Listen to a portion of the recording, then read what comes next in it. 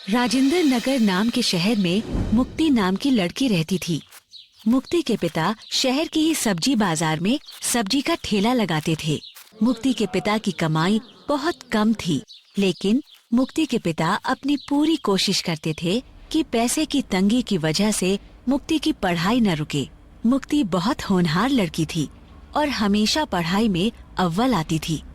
एक बार बचपन में मुक्ति ने एक आईएएस अधिकारी को एम्बेसडर गाड़ी से उतरते देखा था, जिनकी हर कोई इज्जत कर रहा था। मुक्ति के मन में ये नजारा मुहर की तरह छप गया था। मुक्ति ने अपने पिता से कहा, पापा पापा, ये दीदी कौन है? मुक्ति के पापा बोले, बेटा वो एक कलेक्टर साहिबा हैं। क्यों, तू ये क्यों पूछ रही है? मुक्ति बोली, पापा मैं बड़ी होकर कलेक्टर ही बनूंगी, देख लेना। ये कहकर मुक्ति के चेहरे पर एक मासूम सी मुस्कान आ गई। मुक्ति के पिता भी मुक्ति को देखकर मुस्कुरा दिए।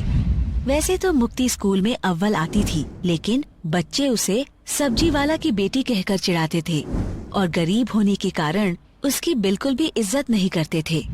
मुक्ति अपने पिता से कहती, पापा क्या जिसके पास पैसे कम होते हैं वो बुरा होता है? मुक्ति के पापा बोले, नहीं मेरा बच्चा, ऐसा तुमसे किसने कहा? मुक्ति आंसू भरी आंखें लिए बोली, स्कूल में सब मुझे सब्जी वाले की बेटी कहकर चिढ़ाते हैं और मुझे गंदा कहते हैं, लेकिन जिन बच्चों के पास अच्छे अच्छे बस्ते और कपड़े हैं उन्हें अच्छा कहते हैं और क्लास के सारे बच्चे उनके दोस्त हैं। मुक्ति की ये बात सुनकर उसके पिता की आंखों में आंसू आ गए और उन्होंने मुक्ति को सीने से लगा लिया। मुक्ति के पिता बोले, बेटा जब तुम बड़ी हो जाओगी ना तो इतना नाम कमाना कि तुम्हारे बारे में कोई ऐसी बातें ना कर सके।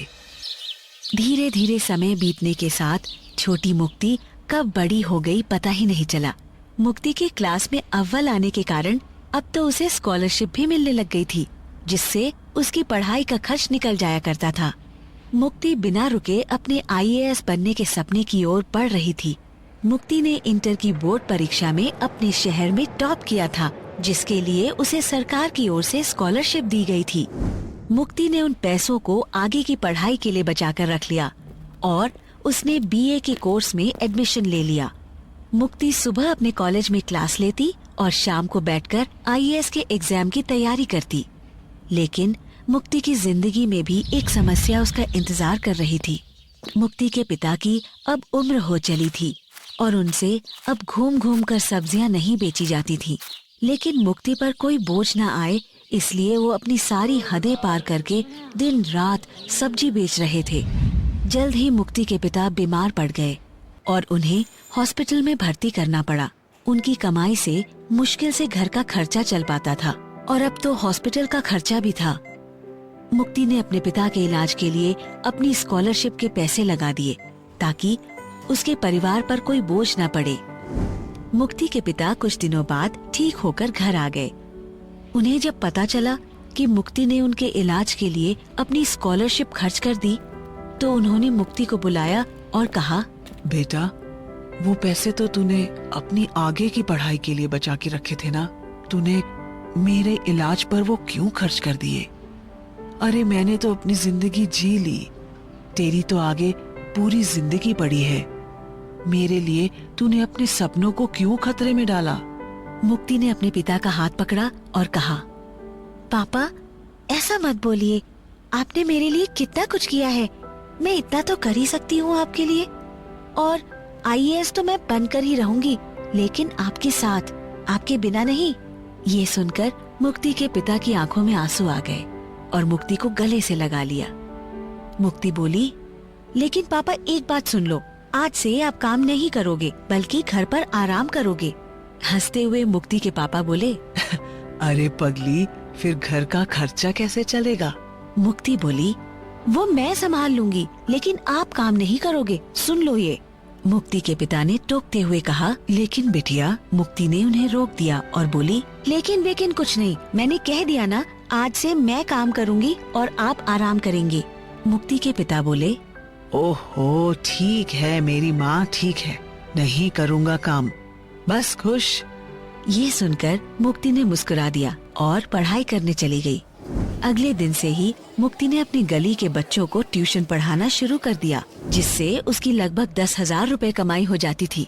इससे घर का खर्चा तो चलने लगा, लेकिन अब मुक्ति को उसकी पढ़ाई के लिए समय नहीं मिल पा रहा था और दिन भर काम करने की वजह से रात को मुक्ति का सिर भी दर्द करता था।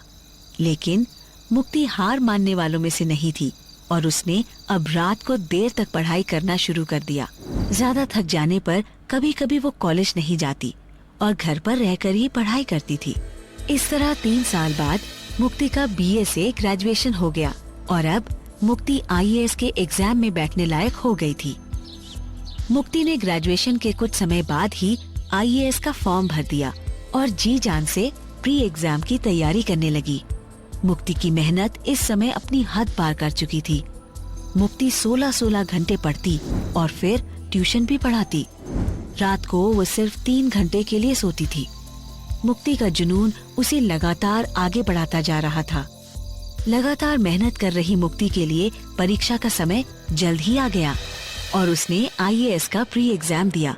कुछ ही समय बाद प्री एग्जाम का रिजल्ट आया, जिसमें मुक्ति सफल हो गई। अब तो वह और जोश के साथ मेंस एग्जाम की तैयारी करने लगी। इस बार भी मुक्ति की मेहनत रंग लाई और मेंस पास करने के बाद मुक्ति का इंटरव्यू हुआ। मुक्ति ने इंटरव्यू में कुछ जवाब दिए और कुछ जवाब वो नहीं दे पाई, लेकिन वो घबराई नहीं। आखिर में जब इंटरव्यू लेने वाले अधिकारी ने मुक्ति से पूछा, सो मिस मुक्ति, आप एक IAS अधिकारी क्यों बनना चाहती हैं? ये सुनकर मुक्ति मुस्कुराई और बोली, सर बचपन में मैं जब स्कूल जाती थी तो गरीब होने के कारण मुझसे कोई दोस्ती नहीं करता था और मेरे पापा सब्जी बेचते थे तो मुझे सब गंदा बुलाते थे। वहीं दूसरी ओर अच्छे कपड़े पहनने वाले अमीर बच्चों को अच्छा। मुझे मेरे ज्ञान से नहीं, पैसे से तोला गया। मैं इस समाज की सोच को बदलना चाहती हूँ, जो मैं जानती हूँ कि मैं कर सकती हूँ। क्योंकि अगर एक सब्जी वाले की बेटी मुक्ति आज आपके सामने IAS का इंटरव्यू दे सकती है, तो हर गरीब का बच्चा जिंदगी में ये हासिल कर सकता है। मुक्ति का ये जवाब सुनकर इंटरव्यू लेने वाले अधिकारी बहुत खुश हुए और मुक्ति को शाबाशी भी दी। जल्द ही मुक्ति के इंटरव्यू का रिजल्ट का दिन आ गया। सुबह से ही मुक्ति डर के मारे पागल हुई जा रही थी कि तभी 12 बजे इंटरव्यू का रिजल्ट आ गया। डरी हुई मुक्ति ने जैसे ही लिस्ट देखी तो उसकी खुशी का ठिकाना ही न रहा।